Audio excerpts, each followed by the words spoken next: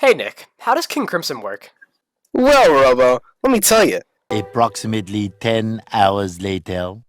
Actually, that would make that the second game in the series, and honestly, making the timeline a lot more complex than I thought it would be.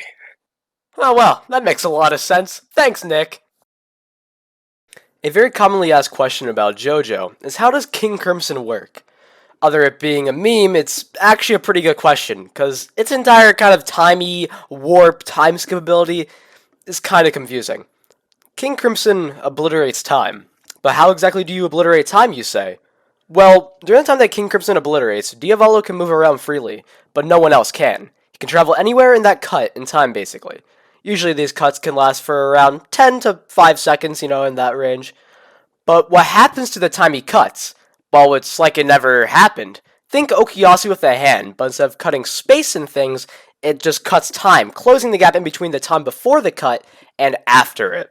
Not to mention with the power of Epitaph that King Crimson has, he becomes a pretty powerful foe to anyone that is considering even fighting him. He's pretty high up on the hierarchy of powerful stands in JoJo. Well, now we all know how King Crimson works. I don't get it. Cookie, what do you mean you don't get it? I explained it perfectly, word by word. I even gave